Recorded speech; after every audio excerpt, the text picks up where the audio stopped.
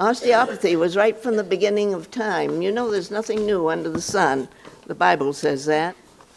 When the Lord created the world, he created magnetic poles, I understand, and there's something about them. The water swishes one way up here, and down in Australia swishes the opposite way. Now you all know what I'm going to say about right leg and left leg, don't you? Right leg deficiency up here is more common due to magnetic pull. And then down in Australia, left leg deficiency is more prevalent and probably due to the same thing, the pull. Then time came along when Dr. Andrew Taylor Still came on scene and started that American School of Osteopathy. And that started to take care of right legs and left legs and a few other things. So that was...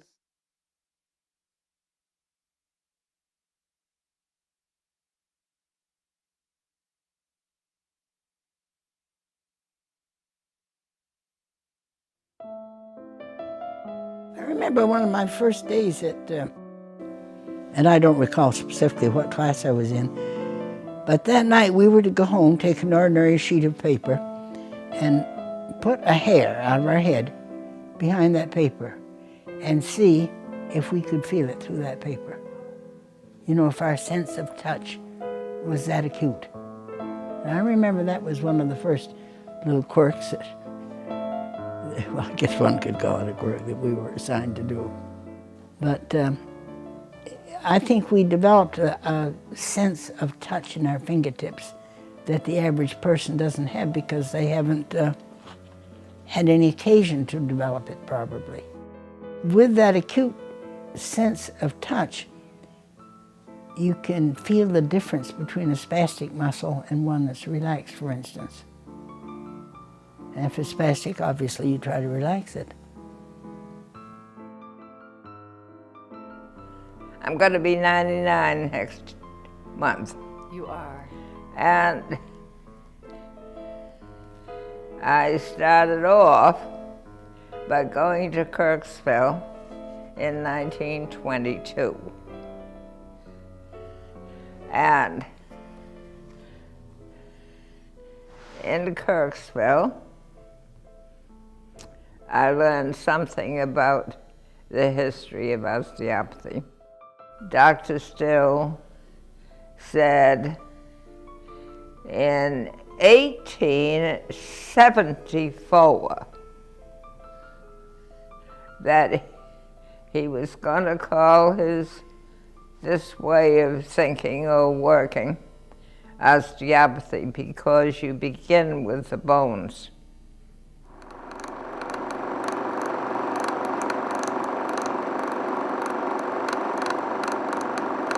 Dr. Still developed his own philosophy of health and disease. He believed that altered body mechanics affect the totality of the body health, and that a healthy body depends on all its systems, especially the musculoskeletal one, as it interacts with the others. So he evolved manipulative techniques for treatment to help the body restore itself to a healthy state. As you know, Hippocrates recognized what is one of my main tenets: the self-healing capability of the body itself. If defects in the mechanics occur, my method corrects them and the body takes charge again. It's quite simple. Oh, it's simple, all right. Very simple indeed. What do you think, Professor?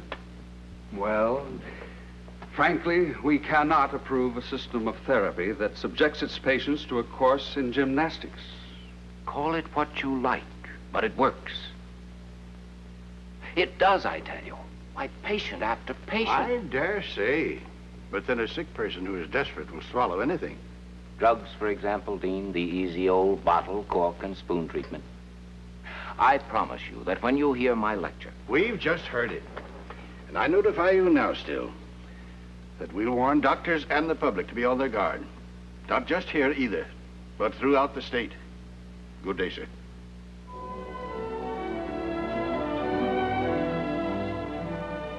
This threat against Dr. Still's ideas was made good.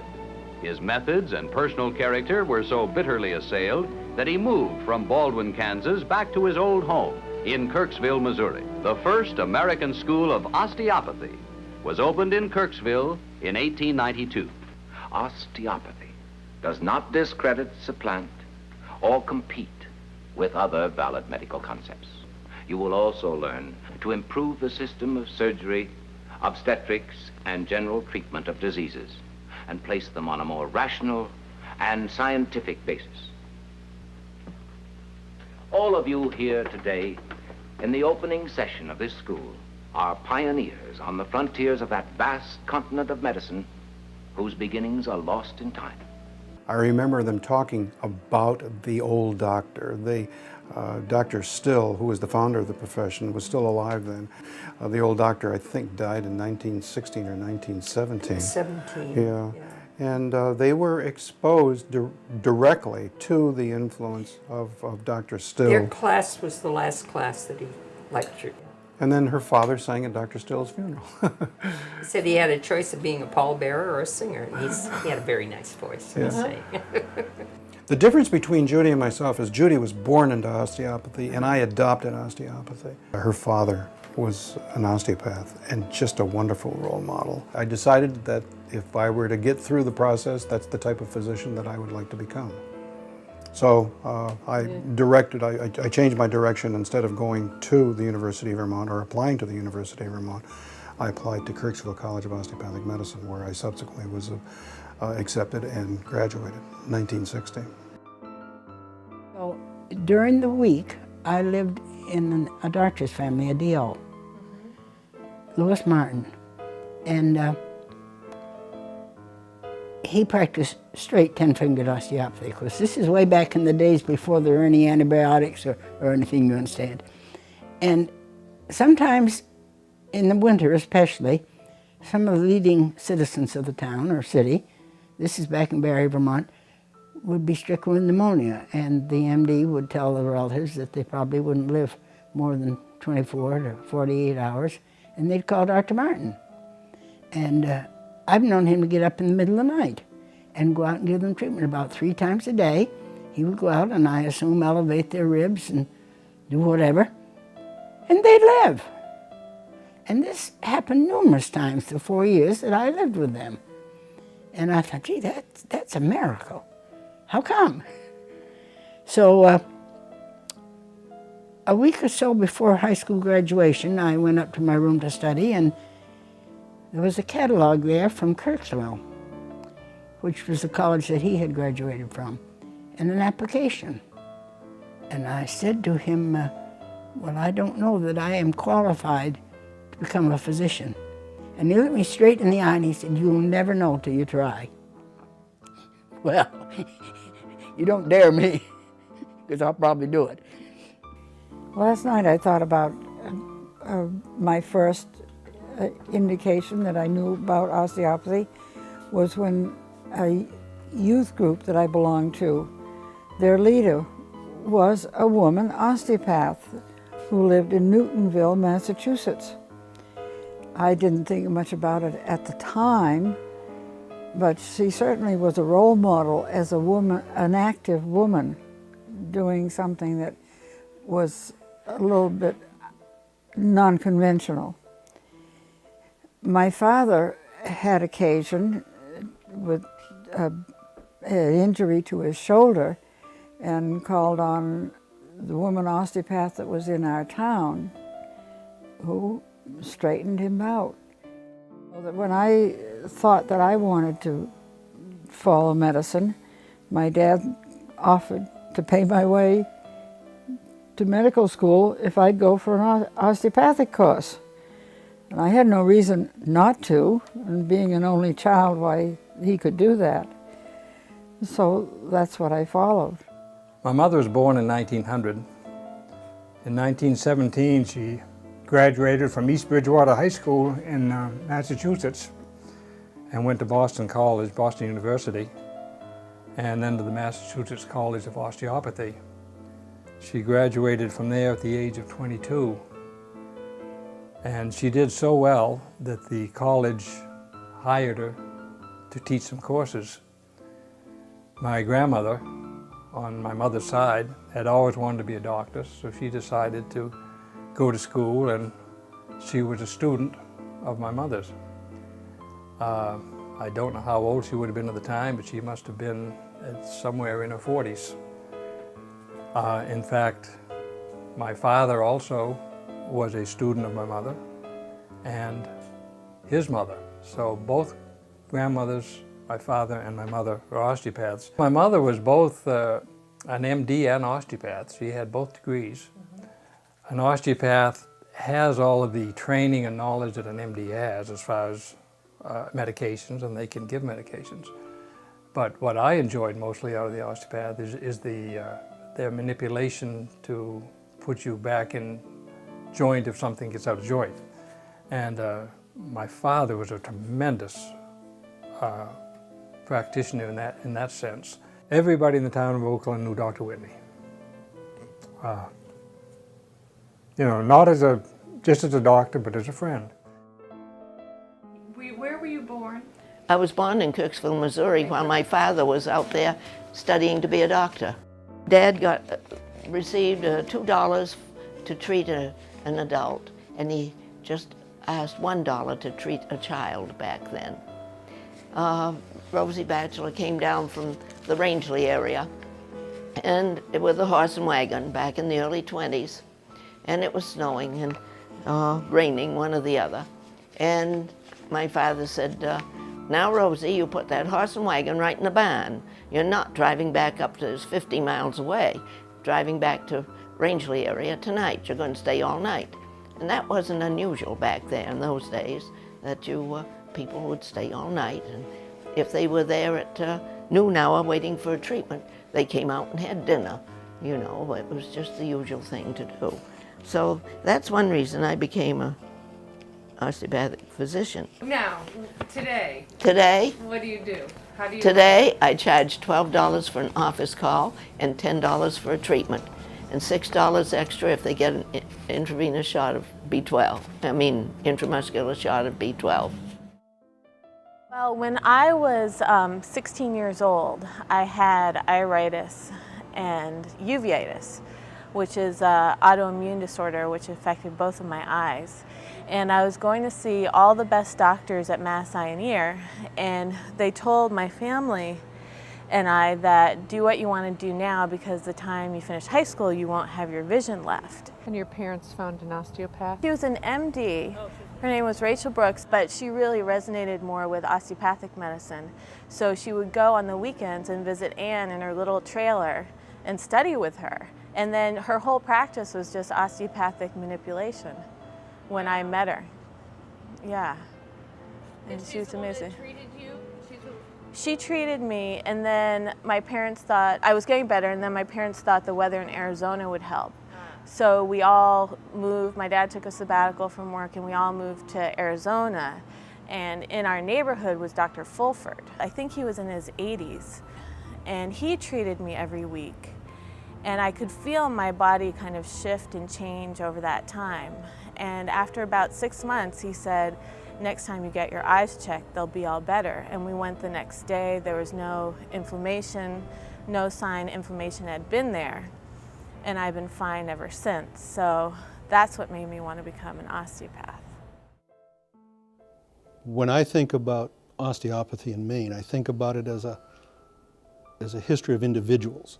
Individuals like Dr. Chittenden, Dr. Pettipies, Dr. Strong, Dr. Sally Simpson, people who were so enamored by the profession, so dedicated to the profession, that they were going to help make osteopathy succeed in Maine.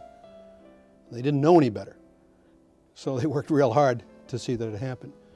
Whether it was the founding of the Maine Osteopathic Society, or it was the fact of starting up their own hospitals because they couldn't get hospital privileges anywhere, or it was the starting of the College of Osteopathic Medicine. It's really the story of individuals dedicated to a profession and dedicated to the philosophy. When I think of people like my dad, who when he arrived in Bangor, Orono area, was an outcast because he was a DO. He couldn't get hospital privileges, so he would put patients upstairs in our house. Because osteopathic physicians could not get privileges in medical hospitals. That was the birth of the Osteopathic Hospital Association, or the birth of osteopathic hospitals. Even nurses were affected. If they worked in an osteopathic hospital, they could forget going anyplace else. During World War II, MDs were drafted into the armed services, leaving a critical shortage of physicians in the United States. And in many of these states where there was a shortage of physicians, osteopathic physicians stepped in and began to administer all phases of medical care in these communities. And that really was the beginning of the recognition of the contribution of osteopathic physicians in this country. And also the beginning of the growth of osteopathic hospitals. Because despite the contribution that osteopaths made to the administration of medical care during World War II, when the MDs came back, they were still denied privileges in medical hospitals. We still had a few that were skeptical of our ability and our knowledge, but we hung in there. And when I say we, I mean as a profession. And we had a few doctors that down at legislature. Ross Bates was a representative in Augusta, and he did a lot for the osteopathic profession. We had to educate a lot of people, and we weren't allowed at Eastern Maine at all. We couldn't even walk in the front door. And there were only about 2 physicians that would accept our patients in reference.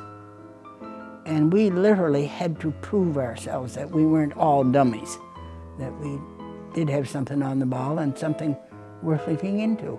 But it took us years to accomplish that. In 1943, they decided to open a hospital in Waterville. And they found a nice old nursing home on Western Avenue.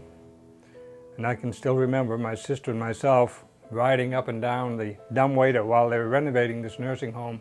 And once the hospital was done, my mother quit practice and became the pathologist and did all the lab work for many, many years. I used to go on house calls with him. He died when I was 8 and a half, so I went on house calls when I was little with him, and got interested in what he did and the treating and all that. And I've always been more interested in the treating, the osteopathic manipulative treatment, than the other portion of it. But then we did everything anyway.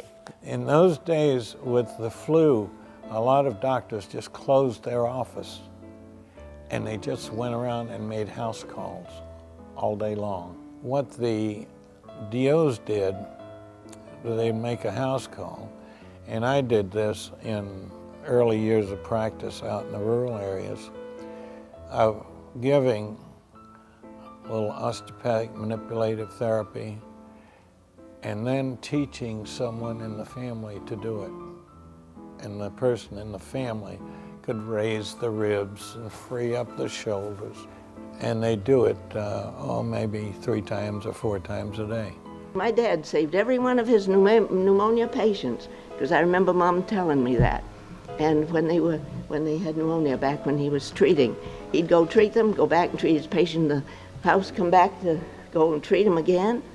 And he saved all those patients. So there are a few techniques that we still use that we used way back then, and they still work. Well, I was an early riser, and my dad was too. So I think, he's up. The farmers are all up, and so the farmers have elderly people that need a checkup once in a while. And so he'd put me in the car at 5 o'clock in the morning. We'd go out, and, the farmers, they'd be milking and that sort of thing. And breakfast would be getting ready to go on the table. And he'd go in and see Grandma, and, we'd pop off and see somebody else. Oh, yes. Made house calls, did home deliveries for a few years until I figured, I guess I better not chance it any longer. We rap on wood. Always were very successful, probably because my husband and I both went. And one delivered and the other one gave a little anesthetic, or like a circulating nurse, one might say. And we had a sterile bundle of linens that we took with us and took a card table to set up our sterile linens on and had sterile instruments, everything. Way back, I wouldn't dare do it anymore. We used to boil the syringes on the stove. 15 minutes, they were sterile. Then you wrapped the needles in alcohol cotton in the syringes and put them in the little carrying case. Take them with you out in the country. And I've been in the country, and the patients down in Missouri, when your telephone would ring, the dear old Patty line, they'd hear that somebody's going to have the doctor come to that place. Pretty soon you had yourself a clinic right there in that place. And so you ran out of syringes, so you'd clean them all and boil them up again, 15 minutes on the stove, and they were sterile. Well, no, not anymore. I think a guardian angel must have been on our shoulder because we had no complications, you know, no infant deaths or anything. You have to rely on the Lord, because there's lots of house calls I never would have gone on if I hadn't thought he hadn't been with me. I know some of the places I went down there in Missouri, Roth Gibbs had a saloon, and I'd walk in there and I'd see some man I know. I'd say, "Do you know where so-and-so lives?" "Yes, I do, Doc." I said, "Will you go on me on a house call so I can find where they..." "Be glad to, Doc." And they'd get right up from whatever they were drinking or doing and ride with me and hold Billy, he was 2 years old, hold him on their lap and direct me out in the boonies somewhere to see somebody and where I didn't know where to go. You know, this is a two-way street, this business of taking care of patients. Now they take care of me too. I got out to Bachelor's place one time and took care of him, and the car wouldn't start when I got ready to leave. The battery was dead. And Louis Batchelor said, "That's all right." I said, "I've got to go see Grandpa Grant down in Belgrade." "Well," he says, "I'll take the battery out and I'll put mine in and I'll charge yours up while you're gone. And when you get through seeing Grandpa Grant, you come back and we'll put your battery back in for you." I said, "Well, good." So that's just what he did. They take care of you as well as you take care of them. It works every time. I did a lot of house calls when I was in Bangor. I bet you I was up after 11 o'clock at least 4 or 5 nights a week doing house calls, during the day. It was an interesting experience being a family doc up in Bangor, doing everything. A lot of fun. A lot of fun. Very rewarding. Very rewarding. You couldn't hire either one of my children to be doctors. Is that right? Now, why is that? Well, because so many times in the middle of the night I'd get called out or something, you know, or I would be, one of the children would have something going on at school and I planned to go and some emergency would come and I couldn't. And my daughter played the French horn and she was a soloist at the State Music Festival in the summer. And she didn't tell me. I was heartbroken until afterwards I read in the paper that she was a soloist. I would have broken my neck to have gotten to hear that. But she didn't tell me. She didn't, you know? Because she probably figured I'd have an emergency anyway. I don't know. I can still remember counting, it was something like 8 Christmases in a row that he got called out during the Christmas tree. So it was fun having Christmas, but it wasn't fun because half the time he had to leave to go help a patient. This was a rare breed, doctors that would actually go to a patient's house and visit. Today they're so busy that they just don't have time to get out of the office. But as busy as my parents were, they were so active in everything else. I can still remember active in the Grange, active in church, active in the Lions Club. He was on the town council. We spent hours and miles. I don't know. I used to drive about 35,000 miles a year doing house calls and probably going to and from the hospital also. Yeah. Whereas now, nobody makes, well, I shouldn't say nobody. There are a few physicians that still make house calls. But for the most part, you got to get by hook or crook to the doctor's office. See, people are still the same. Babies come the same way. Green apples still give us all belly aches, you see. People get more scared at night. Pain is worse at night. They got to have you come out at night. Yeah, yeah, because we're still the same people. And now, for the three great pillars on which our teaching stands. 1, all parts of the body must always have an adequate blood supply. 2, every human body normally contains the chemical substances necessary to keep that body in good health. And 3, when the structure of a cell, tissue, or organ is altered, its function also alters. A reflex occurs, and disruption is reflected neurologically elsewhere in the body. And also, remember this, osteopathy is a concept, a philosophic reform, a way of thinking about sick and well people, a theory of health and disease, with emphasis not on body ailments, but on body health. You must never forget that. I started Kirksville College of Osteopathic Medicine in 1956. And we had an old gentleman by the name of M.D. Warner, who was the dean of students, and he was a wonderful old man. He was in his late 70s at the time. He talked about the future of osteopathic medicine much as the way that I'm talking about the future of osteopathic medicine, and some of his concerns about the dilution of our philosophy as we embraced more standard medical science and more medical diagnosis and treatment. This was a real concern about this. When I matriculated, this was in the very, very early stages, probably the first couple of years of the use of tranquilizers. And I remember his comments like it was yesterday. He said, "Gentlemen," he says, "you are going to be given the privilege and the responsibility of writing prescriptions and administering these types of agents to the general public and the people that you care for. And it's like looking down the mouth of a snake, because it is a very, very dangerous thing." And he says, "I foresee that if this continues unchecked, that we are going to develop a drug problem in this country that they just won't know what to do with." And that was really prophetic. Really prophetic.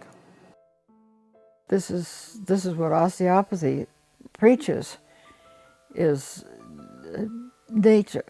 What nature gives us to use is what we have. Well, I certainly feel that medicine, allopathic medicine, has shown us an awful lot, but they ignore the first principle of life, of the body, and the physiology, and trying to make the body physiologically correct. You weren't politically correct. How about physiologically correct? Every patient received a general osteopathic treatment every day. I don't care what you came in for. If you came in for an ingrown toenail, you still received a general osteopathic treatment. And what is a general osteopathic treatment? Well, you loosened the dorsals, you worked a little bit on the lumbars, you made sure that the shoulders were open and freely movable, you loosened up the anterior cervicals, you raised the clavicle, and you maybe did a little cervical, and all the time you talked to the patient. And I think that talking with the doctor and the patient, number one, you learn more about that patient than you would ever have learned in a quick history and physical. Number two, there was an awareness of interest on each side. I'll tell you one episode. There was a patient in Brighton Avenue that had heart failure. The reasons I don't remember, but she weighed a good 250 to 280 pounds. The prognosis was that she wasn't going to live through the night, and she looked like the devil. One of the other interns, who was the ringleader of all the crazy things we did, approached me and said, let's treat this patient all night long. So the two of us used two-man technique, one on each side of the patient. He was too big for us little kids at that time. And we raised the ribs and loosened the shoulders and did all of this GOT. We did this for 5 minutes out of every hour all night long. The nurse came to us in the morning and said, what did you guys do? I said, well, did we do something wrong? And the patient said she'd like to have some breakfast. We treated everybody. You treat babies and older people and young people, and no matter who walks in, if they want a treatment, you know, no matter what size they are or anything, you can treat them. Yeah. So I treat most everybody that walks into this office. I would say that when I was in family medicine up in Bangor, at least 35 to 40% of my practice was manipulation. All ages. I delivered newborns and I manipulated newborns. So that I had a good experience with manipulation. Osteopathy says you treat the person that has the disease, not the disease that has the person. This friend of mine apparently is having blood pressure problems, and they can't get her regulated on a blood pressure pill. She admitted to me she probably has some stresses at home. She didn't tell me what they were, but she did allude to it. Well, I would try to get her to tell me just what her problem was at home that was so stressful, and then talk about how she could adjust it, or how do you live with it. That's one of the problems with medicine today. They want you to treat a patient in 10 minutes. You know, it takes more than that to get acquainted, find out what's wrong with a person. We were taught that if you listen to a patient, probably 90% of them will tell you what the diagnosis is anyway. With what they just blurt out at you, so to speak, and with the knowledge that you have, it's like a jigsaw puzzle. You put it together and you got a diagnosis.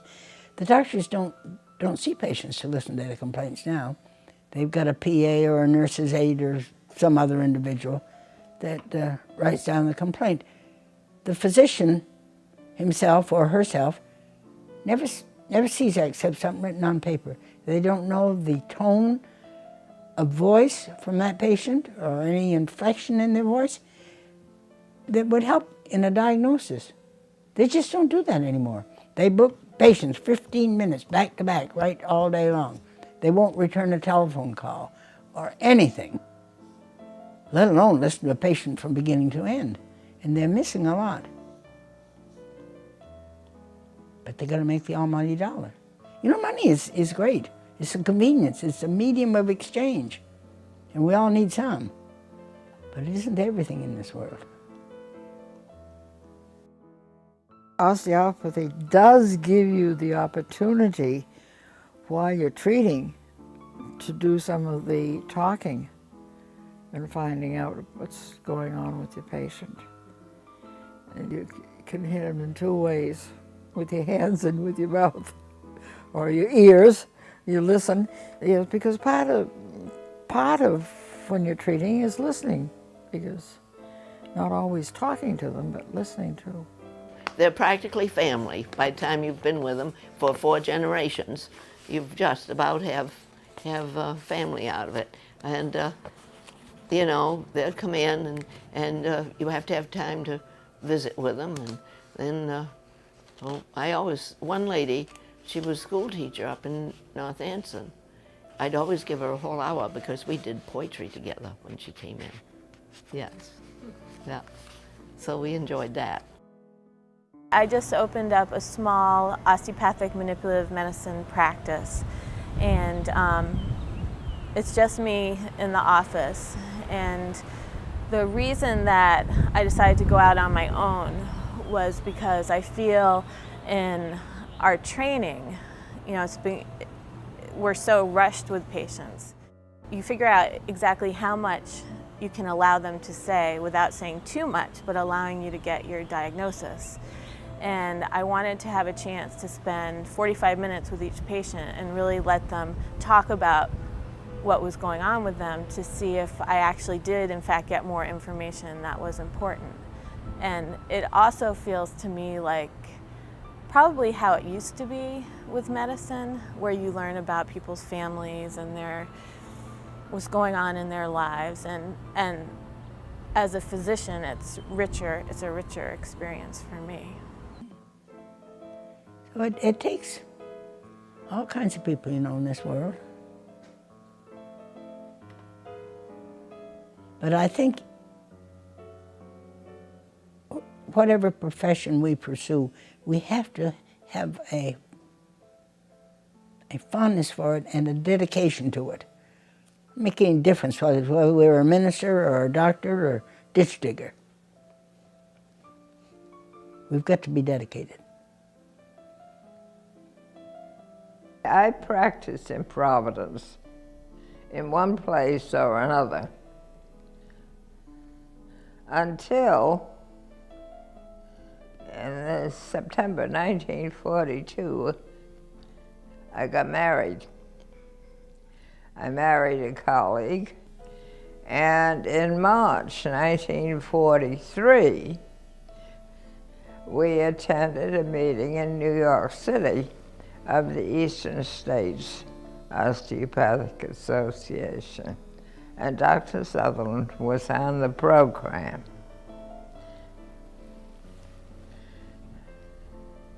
We really lapped up his teaching. Sutherland introduced the technique of cranial manipulation and described an aspect of central nervous system physiology he called the primary respiratory mechanism. The primary respiratory mechanism was named by a man by the name of Dr. Sutherland. He was a DO? He was a DO. What he found out was that there is 26 movable bones in the skull, that the membranes over the brain, such as the dura mater, has motion, that the brain has a definite rhythmic motion, that the spinal cord and the covering over the spinal cord has a definite rhythmic motion with the brain, and that there is a respiratory motion within the sacrum. And it's this respiratory activity that goes on, forcing the cerebrospinal fluid back and forth over the brain cells and down through the spinal cord and the nervous system. Dr. Sutherland didn't have to do all this detail that he taught, because he put his hands on the patient's head and just saw the way it was working from his perceptions.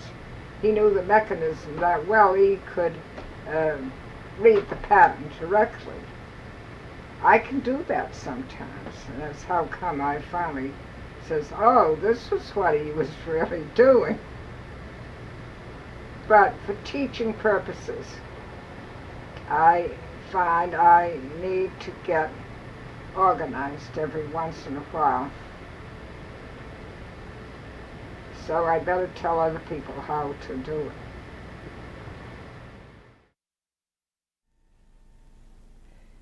These hands are my tools. So you take hold of a couple of bones and you feel where they meet. They're either free and symmetrical, or they're tight, injured, or mixed up in one way or another.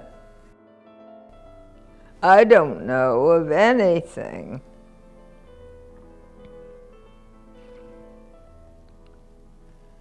to do for other people except to find the problem and fix it and leave it alone. Because leaving it alone is leaving it up to the natural forces in the whole situation. Did you study with Ann Wales? I did, and it was like going to visit your grandmother.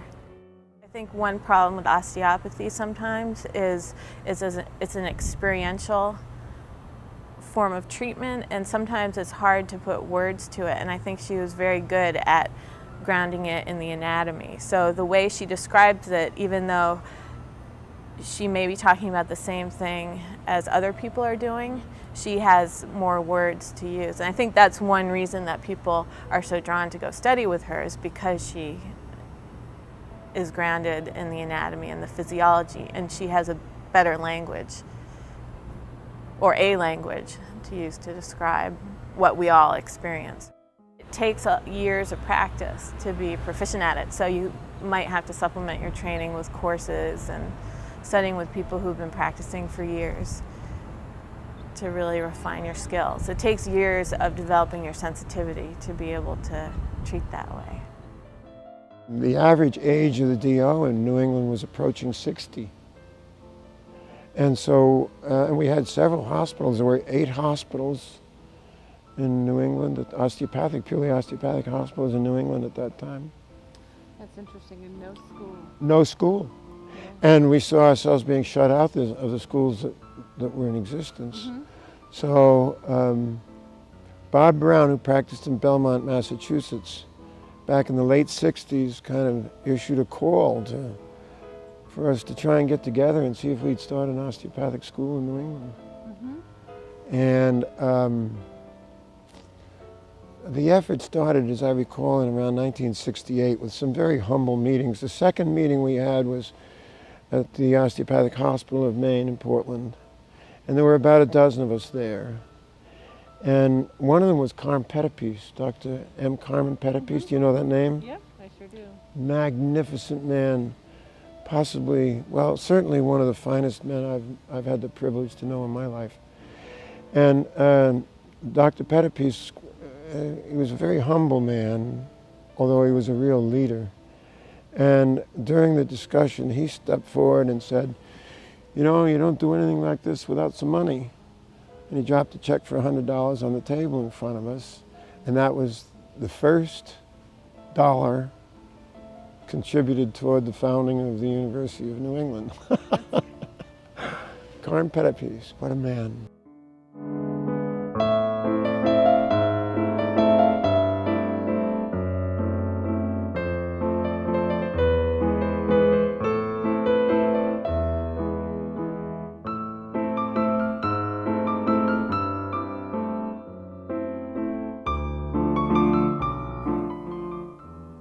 I think that the people who founded the profession, people who brought osteopathy to Maine, people who brought the College of Osteopathic Medicine to fruition would be very proud of where we are at.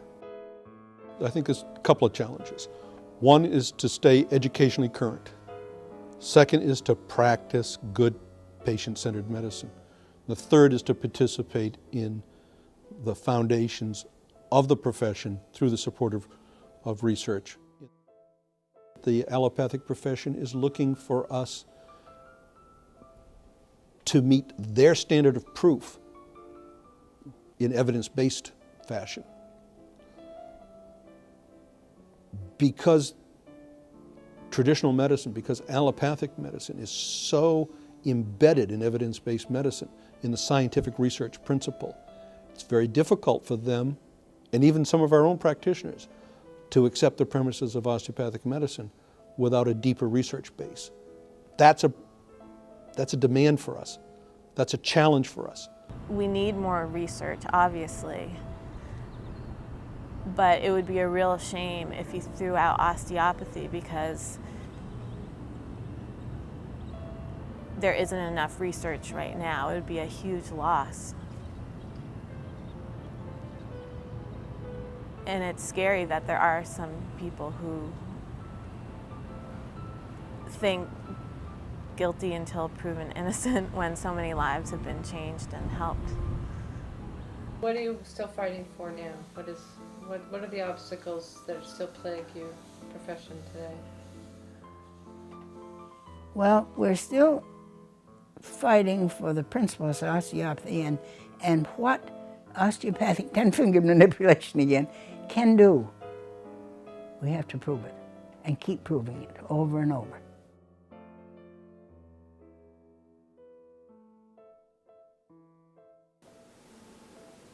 If you people don't look out, you're going to lose your profession. The MDs are going to eat us up. You've got to stick to your guns and prove your ability and your worth, and you must use your OMT. That is your forte.